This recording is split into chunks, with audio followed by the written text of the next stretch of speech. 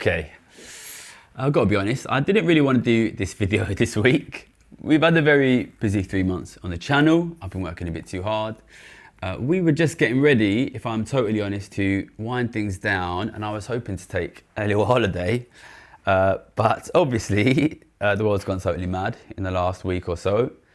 So, against my better judgment, we are going to do a video on tariffs and Donald Trump. Okay, so the first thing I want to say is, always, I do these videos with no script. And my philosophy basically is, if you really understand a thing really well, you don't need a script. You can just come on, explain the thing as clearly as possible, and that will be the best way to educate an audience. So before the videos, I don't write a script. I spend most of my time thinking about and talking about and researching the thing I'm going to discuss in the aim of basically getting the clearest understanding on that thing. And I've spent the last week, as have most economists in the world, talking to people about the Trump tariffs and the absolute madness we've been seeing in the last week, trying to figure it out. And basically, everybody is losing their minds. It's really difficult. It's really difficult just to get like unbiased opinions. Everyone is like a lot of people, especially outside America, really hate Donald Trump and think he's like insane. Some people really love him and think he's a genius. There's a lot of discussion as to whether he's even the brains behind this. Is there some kind of massive plan? Is it just like a massive fuck up?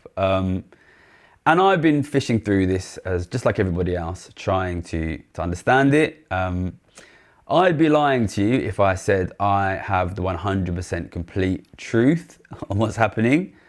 But I've been thinking about it a lot. I've been trying my best to understand it. And I think the best thing to do, and what I'm going to try to do today, is really slow it down, really unwind it, and just try to explain in as basic possible terms what I think is happening, where I think it's relevant. I'll give other opinions. And what I want to do is use this crazy thing that's happened as an opportunity to unpack some important basic economic concepts which I think will help you to understand what's happening in the world. So before I do that, I just want to refer back to the video that I did about 10 weeks ago when my book came out, which was also when Trump was inaugurated, called Truth, Lies and Games, where I spoke about how powerful people, and like a really good example of this is Donald Trump, because we could already see it in his first presidency, they say a lot of things and they do a lot of things that are intended to cause effect that may not necessarily be related to what they actually want or what they actually believe. And it can be quite destabilizing as an ordinary person to witness that, because you're in a situation where you have these very powerful people who have a lot of power over you saying things and doing things which they very quickly turn back on, which it seems that they were maybe never really serious about, which it seems were not really what they were going to do. And you're getting all of these conflicting, disorientating messages. And the first thing to say is I think it is really phenomenally stressful for a lot of people. And even I myself, who am, quite a rich person, and I'm not likely to be severely personally affected by anything that's happening, I found it stressful. The economists that I speak to, who are also mostly quite rich people, comfortable people, have found it stressful. So this has probably been quite stressful for you. And some of the potential consequences of what's happened could be very serious. So one of the reasons why I want to kind of slow it down and try my best to use it to do like a really educational video is because I think it's important to try not to panic, basically. I know it can be difficult when all kinds of things are going on, but if you understand it, I think it's less stressful. So today we're going to try my best to go slowly, explain and educate. This is a decaf, which is hopefully going to keep me going slow. Okay, so let's give a brief summary of what actually happened. So I'm filming this on Thursday, the 10th of April. It's lucky we didn't film this yesterday. And we're going to go out on Sunday, so in 3 days' time. This is a live and moving situation, and it's totally possible that by the time this video comes out, everything's changed. But at this point on Thursday, things do seem to have finally calmed down. Donald Trump has backtracked on the majority of the tariffs. Markets have calmed. So hopefully this will still be live and active and relevant by the time the video comes out. So let's talk a little bit first about the background to this situation. You guys will probably know that in the last week, Trump announced like a kind of insane, massive package of tariffs, and then caused an enormous market panic, and relatively quickly backtracked on it. But let's talk about the logic behind it, because I think there's some really interesting ideas, which are sometimes not clearly unpacked, which can help you understand what's going on. So the first thing you need to understand is what a trade deficit is, because this is a big part of the logic, the theory underpinning the tariffs. Okay, so trade deficits. Really important concept in economics, not too difficult to explain. So say we've got two countries. Here we've got the USA. Here we've got China, but to be honest, I could really put anywhere in Asia, much of the world. Now, the USA and China are both independent economies, both doing their thing, producing goods and services, consuming, investing, but they're also trading with each other. So the USA is selling goods and services to China. From the USA's perspective, these are exports. And China is selling goods and services to the USA. From the USA's perspective, these are imports. It's not a problem. This is the way the world works. But one problem you have here is the USA is a rich country and wages are quite high. If you've ever been to the USA, especially in the last few years, you will see that the USA is expensive. It's much more expensive than really anywhere else in the world at the moment. China it's becoming richer, but especially if we talk about other Asian countries, this is a much poorer country. If you go to China or Southeast Asia, prices are lower, wages are lower. And what that means is it's difficult for Asian people to buy a lot of exports from USA because these exports are expensive.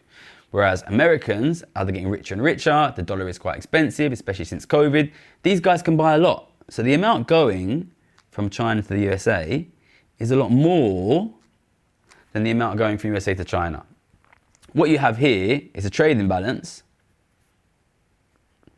And from the USA's perspective, it is a trade deficit. Now, how is this balanced out? How is this possible? The answer is really quite simple, and it's just the same as if I was buying from you more than you were buying from me. The way that we would balance this out is I would give you money. Basically, you have to give some form of wealth. And what economists call this is the capital account. So they will say, if you have a trade imbalance, you will have to balance out with the capital account. But to be honest, I wouldn't worry about this economics term. I would say you balance this out with flows of wealth. And the reason I want to use the term flows of wealth is because this is a term which I use a lot on the channel. Now, if you have been watching the channel for a long time, you will know that I'm very worried about flows of wealth in our society. I talk a lot about how the working class and the middle class and the government have lost their wealth over time to the super rich who have gotten richer and richer and richer. And really, what is happening here is in some senses a similar concept. China is sending a lot of imports to the USA. USA is not sending so much exports. And as a result, what you are getting is a flow of wealth. And this can take the form of actual literal assets in the USA being owned by China, or more commonly, it's taken the form of debt. And this is really the same here. It's really the same. You've seen the working class lose their assets and going into debt. You've seen the middle class losing assets and going into debt. You've seen the government losing their assets and going into debt. And it's the same thing here. The USA is increasingly in debt to China because it has this trade imbalance. And I was actually thinking about making a video talking about this for a long time, because this idea that I talk about at the bottom of wealth flowing within society, away from the working class, the middle class, the government, to the super rich, is really mirrored in this idea that economists have about trade deficits. And it's interesting that economists are willing to talk about and discuss wealth flowing out of the USA, and in fact make kind of semi-insane policies, as we've seen last week, but they're never talking about wealth flowing away from the working class, away from the middle class, away from the government. But that said, this is an important problem. You know, if wealth is flowing out of the USA, you might see, for example, less factories being built in the USA. Factories instead are being built in China, in Asia. And that might cause problems such as low wages, and that might cause problems such as unemployment in the US. So the first thing I want to say is the idea behind tariffs to reduce the US trade deficit is not necessarily a bad idea, and it's addressing a real problem, which is, you know, not a lot of good quality jobs in the US, low wages in the US, especially for the poor. And we're seeing the same problems in the UK, seeing the same problems in most of Europe, but not all of Europe. So the first thing to say is trade deficits, interesting idea. Wealth is flowing away from the US in the same way it's flowing away from ordinary people.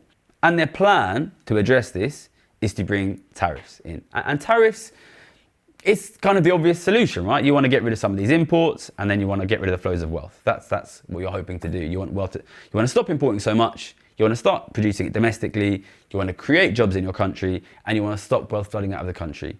And their whole plan to do that is to raise tariffs and use those tariffs to reduce income taxes. And as soon as you hear that, you can see immediately, wow, from what in politics or media we would call a comms perspective, a communication perspective, that is such a sexy sounding policy. You can tax foreigners, f***ing foreigners, we all hate foreigners. Foreigners are super unpopular nowadays. And you can use it to reduce good old fashioned income tax. We all hate income tax, and give that money back to red, white and blue blooded real Americans. Fantastic, sexy policy. The problem with that is that tariffs are a regressive tax. And in order to understand this problem, we are going to have to now explain regressive taxation. Okay, so regressive taxation is a commonly understood term in economics. I don't think I've used this term on the channel before, but it's important to understand, especially if you want to understand tariffs. So how do we explain this? So the first thing is, I think the best way to explain it is to start off by explaining what proportional taxation is. So proportional taxation is basically the concept which is actually getting quite popular nowadays in some of the alt-right. The idea of a flat tax, which means everybody pays tax at the exact same rate as a percentage of their income. So let's say we had a flat tax of 20%. If you made £10,000 income, you would pay just £2,000 tax. If you made £1 million income, you would pay £200,000 tax. In every case, you're paying 20%. If you are having more income, you are paying more tax, but your tax as a percentage of your income is staying totally the same. So if we were to put this on a graph, where this is your income, and this is your tax rate as a percentage of your income, it's going to be just totally a flat line here at 20%. Very, very simple. Proportional taxation. But in general, we don't use proportional taxation. And I think you can see the reason why when you look back at this. So imagine if you're making only £10,000. £10,000 is a very low income. If you're making £10,000, you're probably going to struggle just to pay the bills, just to pay the rent. So if we tax you £2,000, you're probably not going to have that £2,000. If your income is £10,000, you're going to spend all of that money on basic essentials, and your disposable income will be nothing. So it's going to be basically impossible to tax poor people at the same rate as rich people, because poor people will literally starve. They will become homeless. They will not be able to pay the bills. So we choose generally in Western societies, including the US, including the UK, to use what we call progressive taxation. And progressive taxation is, we all know, a form of progressive taxation, which is income tax. So income tax in the UK, in the US, in Europe is a progressive tax. What that means is you pay a higher rate the more you earn. So I'm going to round these numbers to make them a little bit simpler. In the UK, up to £12,000, you pay 0%.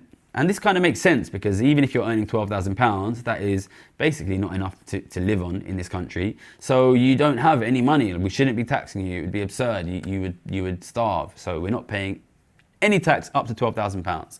Then from 12,000 up to 50,000, you are paying 20%. I want to make it clear because this is a common misconception. That 20% only applies to the amount above £12,000. So it's not like once you go above £12,000, you're suddenly paying 20% on everything.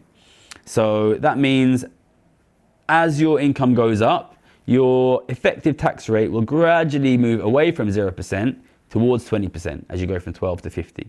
So the more you earn, the higher rate you're paying, and it's gradually increasing. Then on amounts of 50, terrible handwriting here, to 125. I got in a lot of trouble at school for my bad handwriting. Then you're paying 40%, and again, you only pay 40% on above that 50, and we have an extra rate for 125 plus, which is 45%.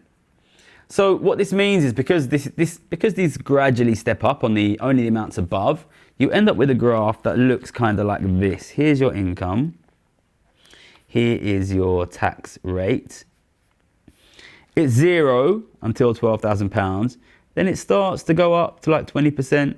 Then it starts to go up a bit more. It kind of looks like this. You have this kind of stepped graph, and it will never go above 45%. Over time, you'll get close to 45%, this kind of. So the higher, that's an extremely messy line. But as you can see, the more income you make, the higher your tax rate. It's never less than 0, obviously, and it never reaches more than 45%. This is a progressive tax rate, and what this means is that the tax burden falls increasingly on the people who can afford to pay it, and you're not charging tax to people who can't afford to pay it, and this means that people don't die of starvation, they don't become homeless, and it means that tax is being paid by richer people who can afford to pay tax. And this is why we have progressive taxation, and progressive taxation is the reason why we have a middle class, and the reason why your kids can go to school in this country and they can't go to school in a lot of countries in the poor world, because we have progressive taxation. This is a good form of taxation in the opinion of me and most economists. So once you've got progressive taxation and proportional taxation, there is one other form of taxation which tariffs are, and that is regressive taxation. So let's cover that. Okay, so what is regressive taxation? So in this country, we have a well-known form of regressive taxation, which is the council tax. So council tax, for those who are not in the UK, is basically a tax you pay for living in a home, which pretty much everybody has to do. And when it was originally introduced, the idea was that more expensive homes paid more, but they've kind of messed about with it over time, and it's ended up in a place where kind of everybody pays like almost a similar amount. That is a simplification, but for the purpose of explaining what regressive taxation is, let's assume that what council tax is everybody pays £2,000 a year. Everybody pays £2,000 a year. Doesn't matter what your income is. So you might see, oh, everybody pays the same. That's fantastic. That's like really, really fair. Everybody pays the same. But the problem is, even if your income is £2,000 a year, you pay £2,000 a year. And even if your income is £2 million a year, you're paying £2,000 a year.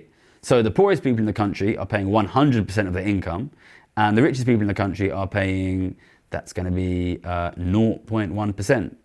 So a regressive tax is like this. It taxes the poor at an extremely high rate, and it taxes the rich at an extremely low rate. So if we were to draw that as a graph, here is your income. Your council tax rate is actually, as your income goes to 0, it becomes like infinite. So it's going to be this kind of classic, what in maths we call a parabolic graph. The poorer you are, the higher your tax rate. And these are bad. This is bad because it means that the tax burden is falling overwhelmingly on the poor and the very poor. So why are tariffs a regressive tax? The answer is, so income tax taxes you on your income, but tariffs are a tax that taxes you on what you buy. So actually we have these kinds of taxes already, which you'll be familiar with. We have in the UK, we have VAT, and we have in the US sales tax. These are consumption taxes instead of income taxes. Now, you might think, well, that's not such a big deal because rich people consume more. Rich people spend more money, so rich people will pay more in consumption taxes. And that is true. The problem is something that we've spoken about a number of times on this channel, which that rich people have a low marginal propensity to consume. I don't know why I always write in capitals on this channel. In real life, I do use lowercase letters. So what this means is, so if we consider poor people, probably shouldn't, people who have a lower income, they don't have much money, it's hard to live, they spend basically everything they get. Whereas if you consider somebody like, I've often used Rishi Sunak as an example, or Elon Musk, somebody who has a passive income of 20, 30 million, 50 million, a billion pounds a year, they can't spend hardly any of that. So the bigger your income, the lower you spend as a proportion of your income. So if we put spending here and income here, somebody who spent all of their income would always be on this straight line. Their income is exactly equal to their spending. But in real life, the richer you get, the less and less of your income you spend. So these lines kind of separate. So what this means is, rich people spend a very low percentage of their income.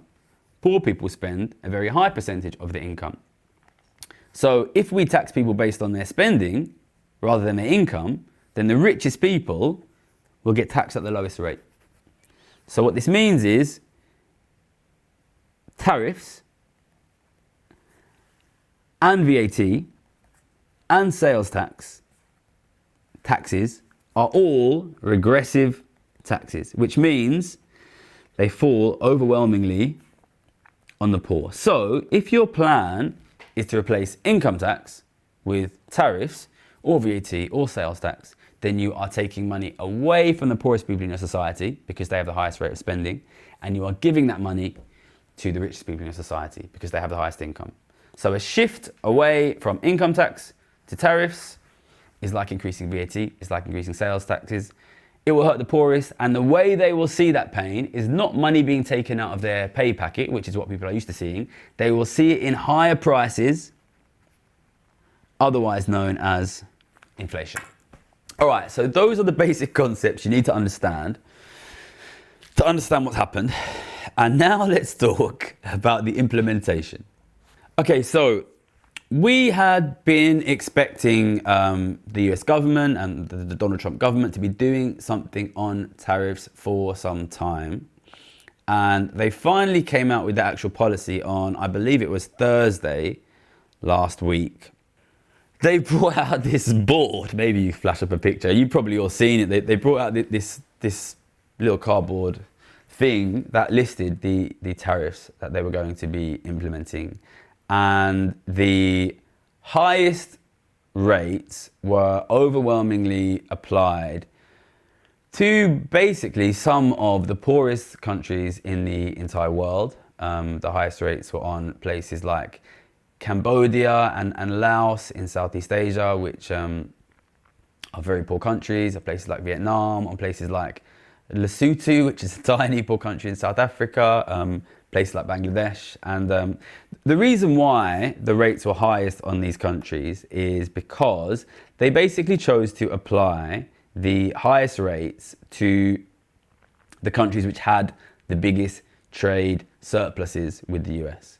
So as we've explained, it's quite normal in a capitalist world for very rich countries to have quite big trade deficits with very poor countries, because poor countries cannot afford to buy almost any American things because America is a very high wage economy internationally, whereas the high wage workers in America can afford to buy a lot from, for example, Cambodia, which is a very poor country.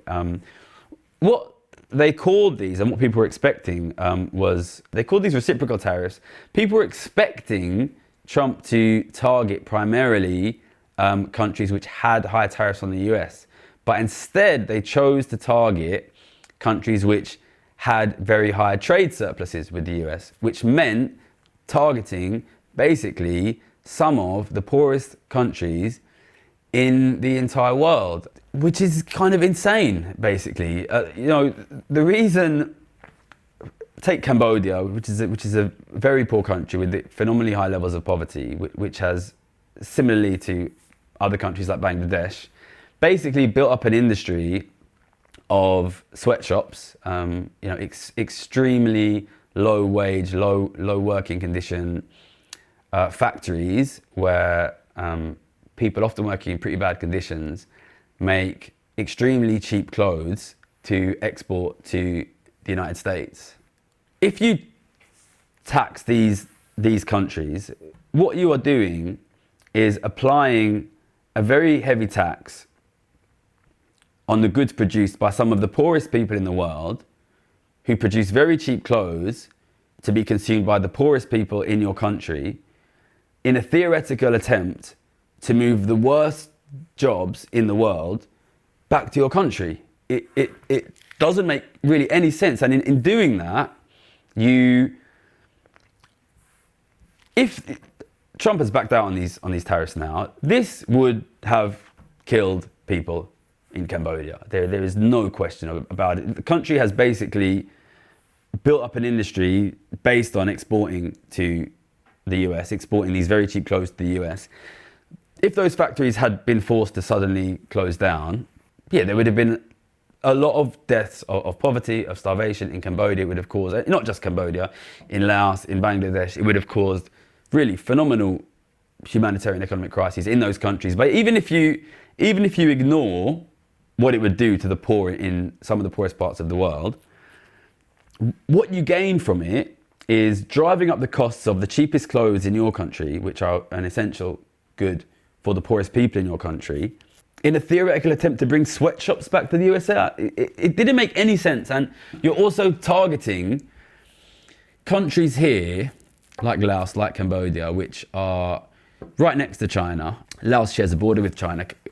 Cambodia is very close. Basically, you are attacking the key potential strategic allies who are immediately next to your key long-term political, military, economic, strategic rival in China, in what appears to be an attempt just to drive people both outside and inside your country, the poorest people outside and inside your country, into poverty. It was, whatever you think of tariffs, and I don't think tariffs are necessarily a bad policy, the implementation was totally insane, I think. And this started a long discussion, and I've been having this discussion quite a lot with people in the last week or so.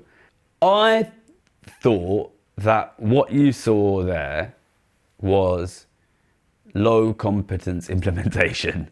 And a lot of people don't like to believe that. A lot of people like to believe that the US government is high competence, and I would like to believe that as well. So some people were saying, basically, I can't think, and nobody can think of an economic rationale for attacking Cambodia economically, and for attacking Bangladesh economically, and attacking, they even raised tariffs significantly on Taiwan and Japan and South Korea, who again, these guys have been for a long period of time US's key strategic allies against China in the region. But at least in some of those cases, you can say, Japan does have high value added, like good job manufacturing, which you might want to move back to the US. I couldn't really see any logic at all in attacking Cambodia and Laos. And I was saying to people, I think this shows basically low competence. And people would say, this is the argument against that, was that, actually, we know it's stupid to attack Cambodia and Laos, but the reason they're doing that is because if you attack unbelievably aggressively, like if these tariffs had gone in, I don't think you can overestimate the scale of the economic disaster it would have caused in Cambodia and Laos. If you attack these extremely poor and weak countries aggressively, you will force them to make immediate concessions, and it provides a great sort of short-term media wins for Donald Trump, which allows him to sort of look strong. So you crush the poorest in the world, they immediately give up, and then that gives you leverage against China.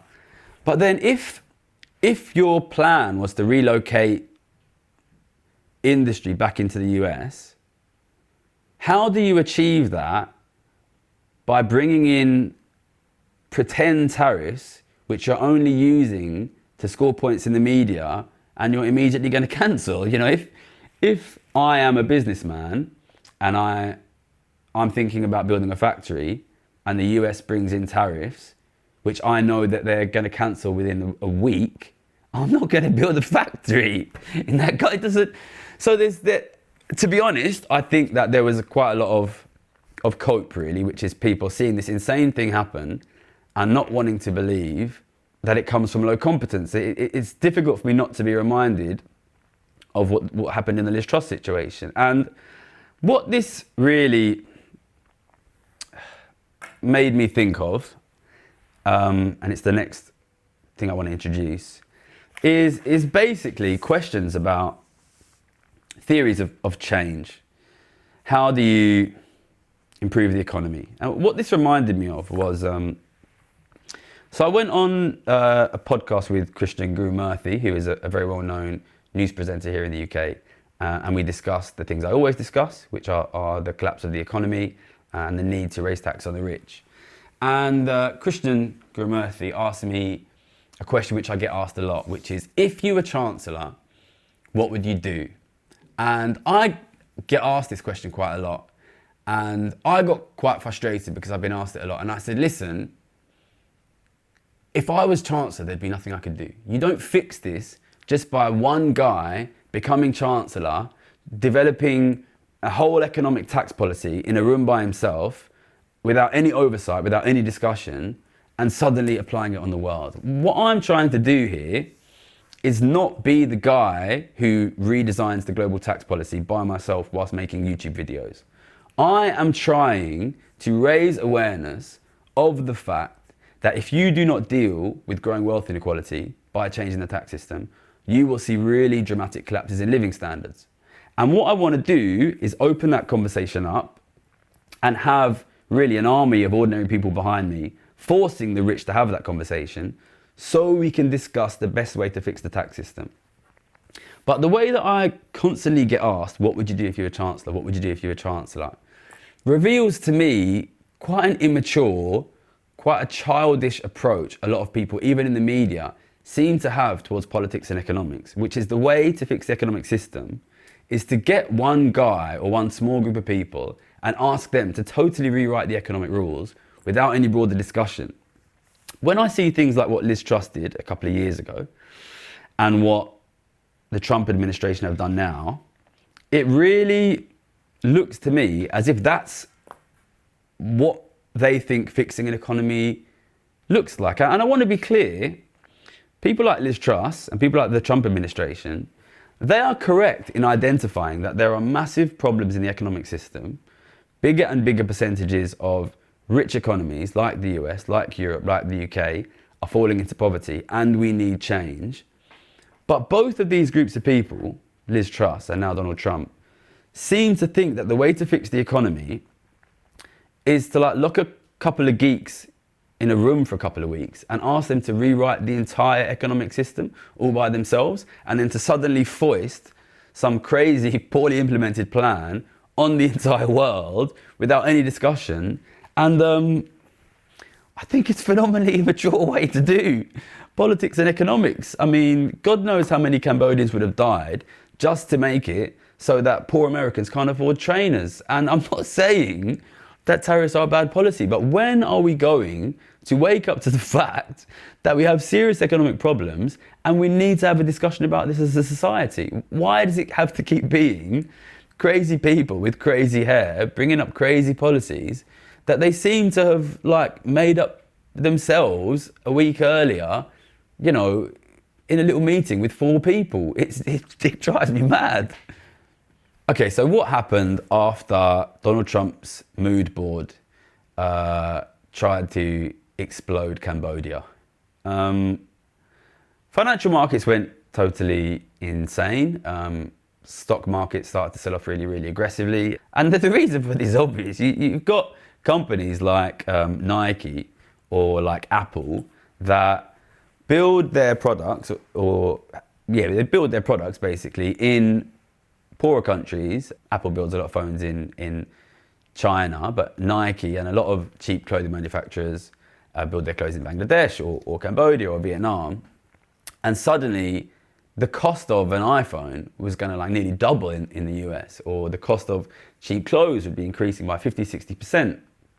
And, you know, if you're selling cheap clothes to poorer Americans, they can't afford to pay 50, 60%. And what would have happened is the sales of things like iPhones, which might still happen because the China tariffs are still on, would have collapsed. The sales of clothing would have collapsed. And, you know, you could have seen the bankruptcy of companies like Nike. It's crazy to say, but it is possible. Financial markets went totally insane. They were freaking out. And I traded through the COVID crisis at home on my laptop, but I traded in the 2008 crisis as a professional trader. In a lot of ways, markets to me felt crazier last week than they did during the beginning of COVID or the beginning of 2008. And I think the reason for that was, even in 2008 was really serious. You know, we were really talking about like a really serious potential global economic depression. We knew that at the very least, the governments wanted to avoid a global economic depression. But in the last week, we didn't really know that. I don't think any of us really knew what the US government wanted. It seemed at points like they wanted to make the stock market crash. It seemed at points like they wanted to crash the global economy. And it was crazy. The markets were crazy, stock markets collapsed. And to be honest, you know what, again, what you see here again is another kind of legitimate problem recognized, but addressed in a mad way, which is, I think you do, and I speak about this a lot, I think you do want assets like housing, like stocks, to be cheaper for ordinary people. I think you want wages, you want assets to be cheaper relative to wages. But the way to do that, the sensible way to do that, is to change your distribution and drive wages up over time. I don't think anybody wants to make Nike go bankrupt. I don't think anybody wants to destroy the pensions of pensioners. But last week we didn't know for sure whether that was what the government wanted, what the US government wanted. And markets were freaking out, stock markets were collapsing, a lot of rich people were buying. I was buying, kind of on a reflex, to be honest, more than anything else. Trump seemed happy with that. Trump seemed happy with the markets collapsing. On Monday, there was a rumor from some random dickhead called Financial Juice. I shouldn't say that, he might be a nice guy. From a random guy called Financial Juice, said that they're going to pause the tariffs. Stock markets jumped up immediately. The White House immediately denied it. Stock markets jumped like up and down like 10% in about 15 minutes. The White House denied it. They said, we're not going to do any pauses. To be honest, I thought there's no way, at the very least, the attacks on Southeast Asia and the poorest countries in the world are totally not in the interest of anyone. I thought they had to turn back on that, but they were adamant they were not going to turn back on that. And then we had, I think it was Tuesday evening, we started to see government bonds sell off, especially in the US. What this means is, so this is interesting, right? And this is something I talk about a lot, right? So I was an interest rate trader. In general, when the economy is very weak, you expect central banks to cut interest rates.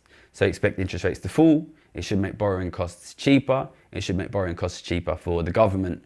But what was happening in the last week was quite interesting, because if you raise tariffs, that will increase prices significantly in the US.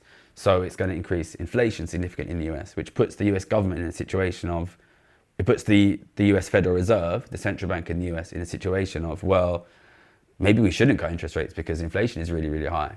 And then you're facing this potential like double whammy of inflation going up, well, triple whammy of inflation going up. You're potentially causing a global economic depression and interest rates going up at the same time. Still, the US government seemed not to care, which meant that traders were increasingly worrying that maybe they were intentionally going to blow the economy up. Maybe they were planning not to pay the debt back. Really, like lots of questions are being asked. The things that they were doing seemed so crazy that basically people were talking about maybe they're going to confiscate other countries' gold. Maybe they're not going to pay the debt back. A lot of the debt is owned by America to China. Maybe they're intentionally not going to pay the debt back. So people started to sell US government bonds, I don't have any US government bonds, but if I had them, I probably would have sold them.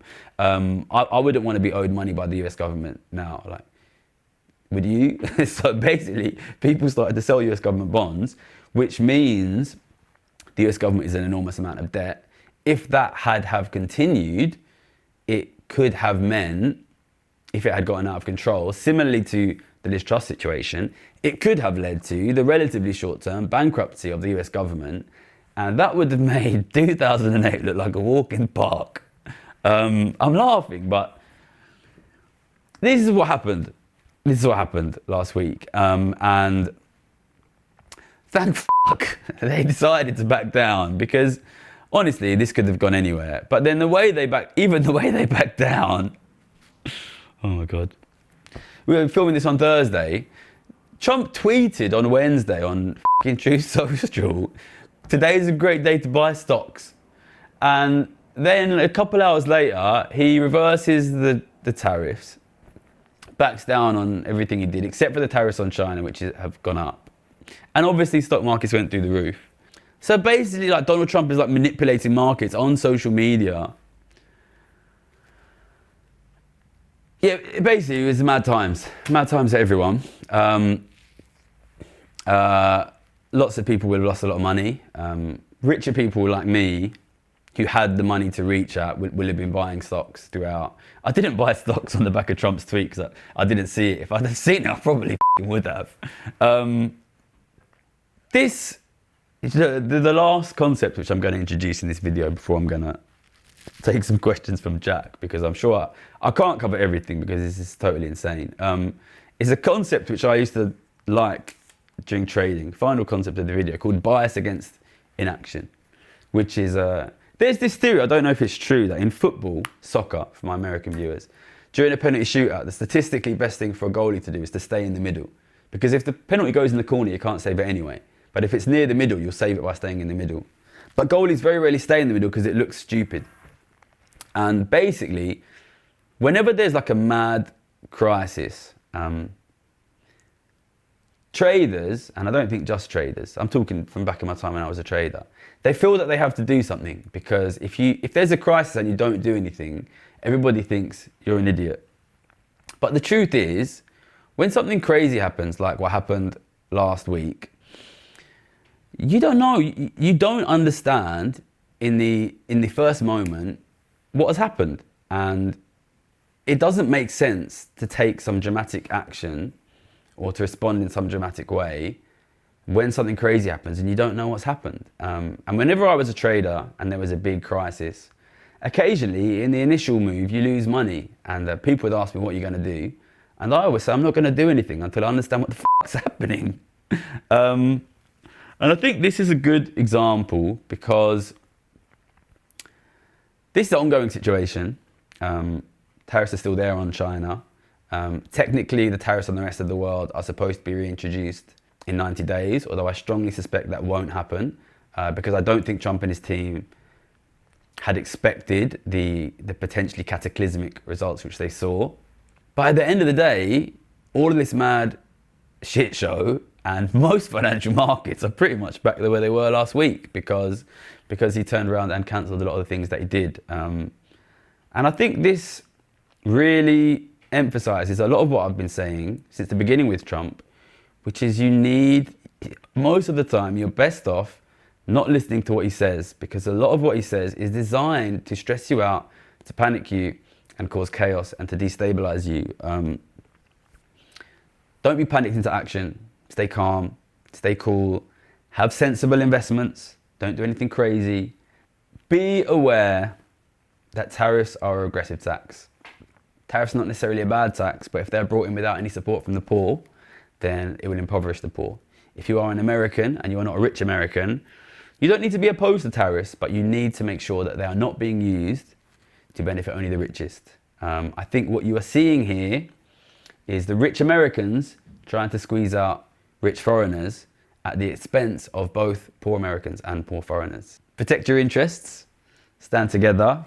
Listen, the rich are protecting the rich. They're sending out tweets on Truth Social, helping each other to manipulate markets. Rich people bought a lot of stocks in the last week. I bought a lot of stocks. Trump supporters bought a lot of stocks. They don't buy them from nowhere. Somebody's being squeezed out. That's probably you. Don't panic. Stand together. I'm fucking knackered, but I'll do my best to help keep you informed with what's going on. And before we finish, we're going to take some questions from Jack. You got any questions? Well, I was just wondering what's going to happen next, because is this a big knock of confidence? Yes, sorry, we should talk about that. Yeah, so what's going to happen next? Even though a lot of the tariffs have been cancelled, first of all, the tariff on China is still there. They might reach a deal on that. Assuming they don't reach a deal on that, China's a massive country, exports a lot to the US. You will see certain things, you know, iPhones, but not just iPhones, like China makes a lot of stuff. You will see those prices increase in the US. You will. It won't be nearly as much as what would have happened if they'd kept the tariffs on everyone. Certain prices will increase on the US, for sure. And as I've said, tariffs are a regressive tax. So like for me, as a rich person, if the price of an iPhone doubles, like I didn't even really notice that, you know what I mean? But it's not just iPhones, cheaper phones. You know, a phone is an essential. You know, it's manufactured goods. They make basically everything, you know, manufactured goods, pretty much your furniture, your fridge, your oven, you know what I mean? Like how much in this room was probably made in China, the microwave, like almost everything basically. So like, yeah, the cost of manufactured goods will go up in America.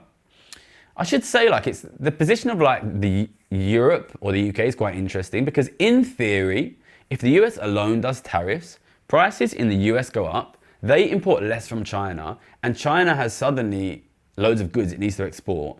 You could see prices of things go down in the UK and Europe, which could be good in a weird way for your average British or European. But of course, European and British governments will have to protect. If it's the case of these are products which will directly compete with existing industries in the UK, then our government will probably have to put its own tariffs on, because if you suddenly get tons of cheap imports, it could see British factories shutting down. But the truth is, Britain doesn't have that many factories anymore. It's probably not in direct competition with China in certain products. So in theory, you could see things get cheaper in the UK and you could see interest rates fall.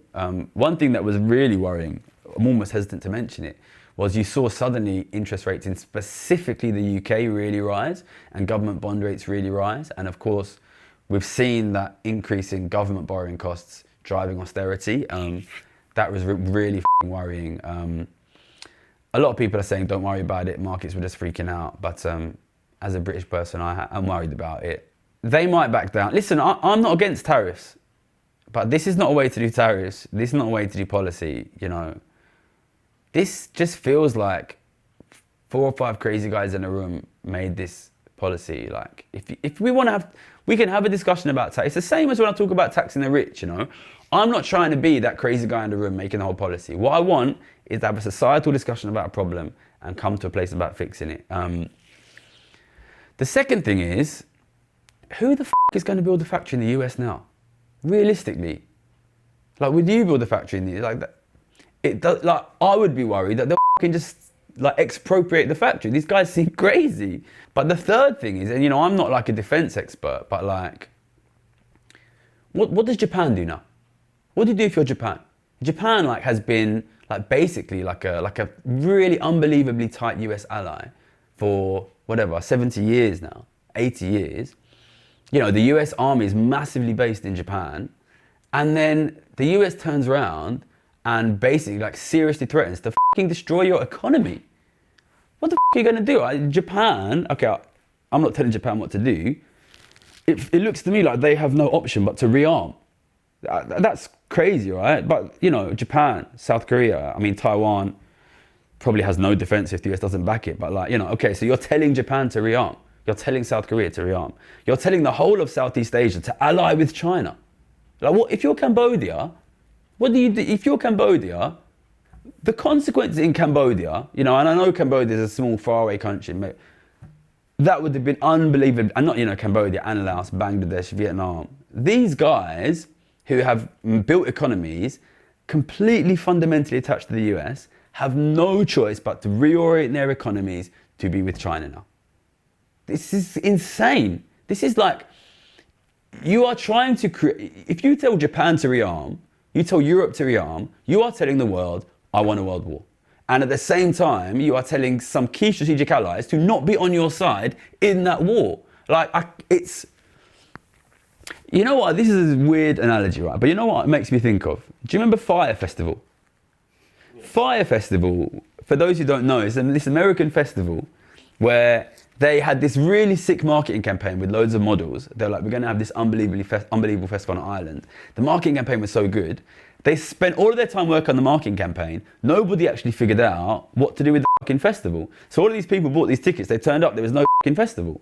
It kind of feels like that because raising tariffs to cut income tax is fucking sexy comms.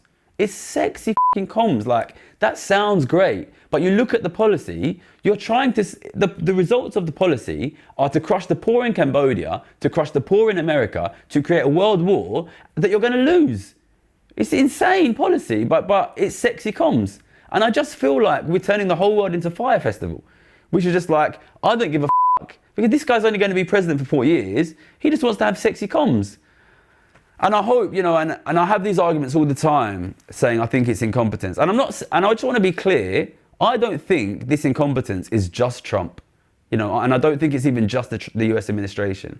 I think all of the smart guys are fucking traders at investment banks and the governments are run by idiots. You know, and this is why I'm on YouTube, because the people who are going to get hurt. Donald Trump's not going to get hurt. I bet Donald Trump made a ton of money last week, I bet you. And not just him, his whole team. You know, this is ordinary working Americans. This is ordinary working Americans, ordinary working Europeans. And this is why I've got a YouTube that talks to ordinary people. So I know I just said what the consequences are. And maybe, you know, I'm sitting here in the immediate aftermath of this, and maybe in 2-3 weeks' time, things look calmer. I'll be on a fucking beach, hopefully. It's worrying. But I think, to finish, we need to let people know I'm going to have to take a bit of time off soon because I'm fucking knackered. I'm going to keep doing this in the long run. We're going to provide people the information they need, the understanding that they need. What we are doing here is building and growing unbelievably quickly. I'm not saying I'm going to fucking save the world, but what that does show is that there is demand in the UK, in America, in Europe, Australia, Canada. Canadians keep messaging me, why you never say Canada? Across the world, we see the demographics. People across the world want this, want something different. We're going to try building it.